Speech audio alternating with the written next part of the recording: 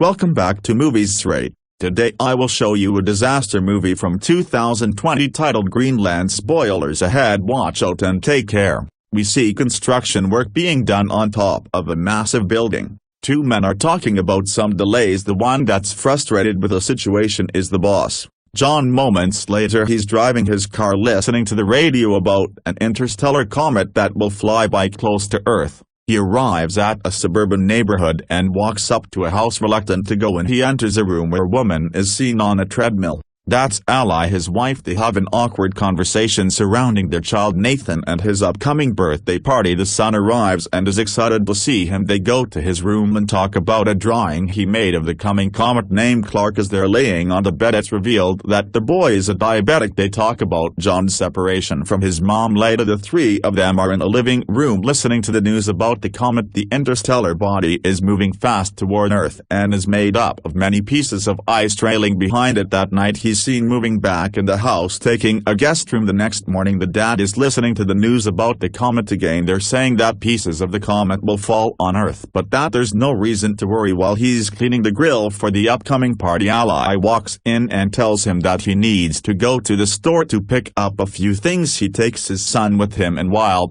still at the parking lot, everyone is looking up at the sky. They see the comet approaching inside the store. As they are shopping, John gets a presidential alert on his phone and then an automated call. No one else in the store is getting the same alert. He is informed that him along with his wife and his son are chosen for emergency shelter relocation. The same alert is shown in the house TV, but Ally doesn't see it. John quickly leaves the store with his son. As they're driving home, he sees military vehicles and planes going the other way. When they arrive home, the people have already gathered for the party. John goes to talk to Ally in the kitchen and asks her if she got the same alert. She dismisses him, thinking it's just a test, but he tells her about the military he saw on the way. Suspicious about what's happening with the comet, both of them come back to the living room where everyone is watching the news, expecting to see a part of the comet hitting the Atlantic Ocean. No one is worried as an image of the fragment is shown on the TV screen and the kids start counting down. When they reach to 1, waiting to see the splash in the ocean, nothing happens for a moment. There's a little earthquake and John walks out of the house. He sees a flock of birds flying away when suddenly a massive shockwave hits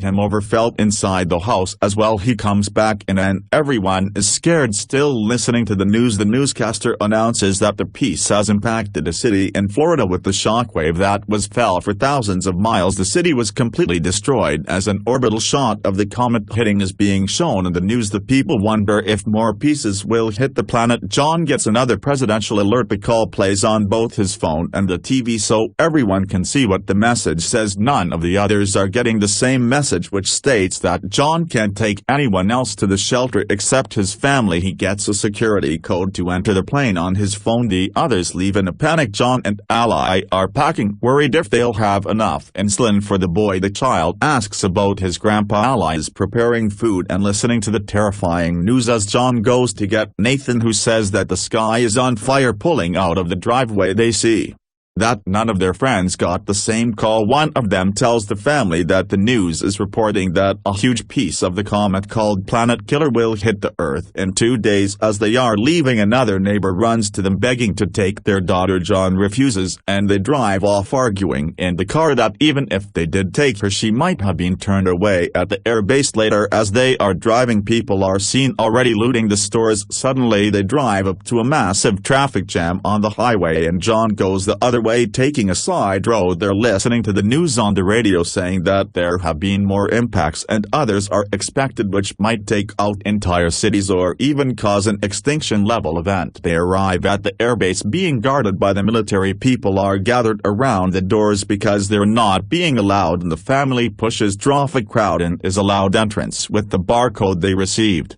Once inside, they are given wristbands for personal identification and are told to move all their things into one smaller bag. Suddenly they realize the insulin for Nathan is gone and John goes to take it from the car. Ally goes to tell the soldiers about her husband but tells them about the boy's diabetes and causes a problem. She's taken to a superior officer that informs her that someone with a chronic condition can't be on the plane. Ally tries to reason with her but she gets turned down. She and her son get escorted out of of the base. Meanwhile, John comes back and is headed toward the planes looking for them. Unaware of what is happening, John boards one of the planes that's about to take off and tries to reach Ally, but one of the passengers there sees the insulin and tells him about the rules regarding chronic illnesses. John panics and asks to leave the plane. Suddenly the base gets breached and the people start shooting toward the military. The plane that John was existing has a fuel leak, so he tells everyone to get out and runs away. The plane explodes and causes a chain reaction. John finds out about his family being rejected as the two of them are already back at the car. Nathan is already low on insulin. The chaos in front of the base continues, so John takes a while to get back at the car too. Once there, he finds a message from Ally that she's taking Nathan to her dad's place, so John goes after them. On the road there, Ally and the boy get to a pharmacy. She checks his blood sugar and they go to find insulin for him. Suddenly a gang walks inside and starts shooting, killing people all around. They manage to escape and get into a car with some people that will take them part of the way to her dad's. The couple Allies riding with start acting strangely very fast. Eventually they throw her out the car, take her wristband and drive off with her son, leaving her stranded on the highway. Meanwhile, John is lucky enough to find a ride up north as well.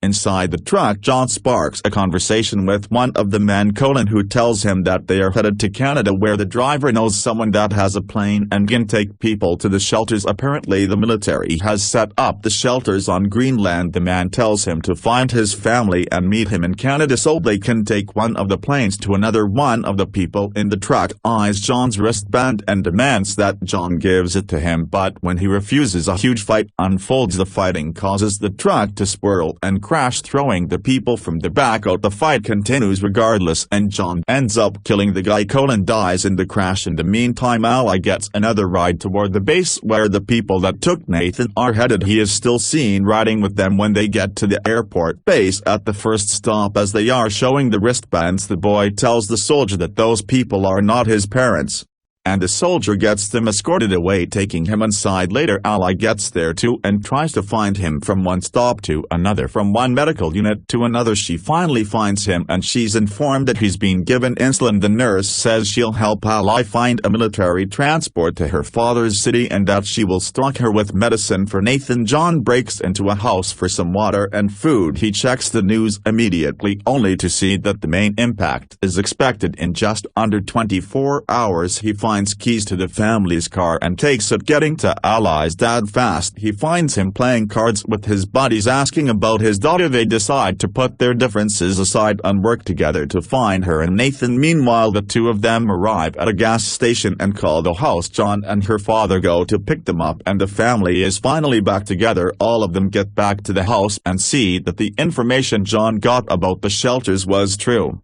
He convinced his ally that they should go to Canada and try their luck, so they prepare for the journey there. Unfortunately, they can't convince Ally's father to join them. Suddenly, a giant piece of the comet falls nearby, prompting them to go immediately. Ally's father gives John a gun and says his goodbyes, staying behind. As they drive away, John and Ally reconnect during the drive, promising to stay together. They stop for a blockade along the road when debris from the comet starts falling all around them. John drives out from the line of cars, but the fragments are falling everywhere. Ally gets in the back to cover Nathan while John tries to find shelter. They stop near a bridge where others hide as well, but John runs off to help a man out of a burning car. Later that night, they continue their journey and pass into Canada. While searching for the airport, they listen to the radio and discover that they don't have much more time until the biggest part of the comet hits Earth and destroys more than 75 of all living things. As they drive, they see one plane getting air and another almost taking off, so they chase after the second one. John stops the plane by driving right in front of it. The pilot is reluctant to take them in since he is already at full capacity, but they succeed in convincing him. John has a dream about better times, and when he wakes up, they are approaching Greenland. The place seems unaffected by the comet until a moment later a fragment impacts the water and creates a shockwave that hits the plane. Both engines are failing as the pilot tries to keep the plane in the air. They glide off the air, landing smoothly, but hit the glacier. The pilots are pinned on impact, but John isn't able to help them. He sees a military plane land a mile away, so he shows the people from the plane there, and when they arrive, a military truck takes them in and gets them to the shelter. As they are going inside, the planet killer hits. The impact will reach them.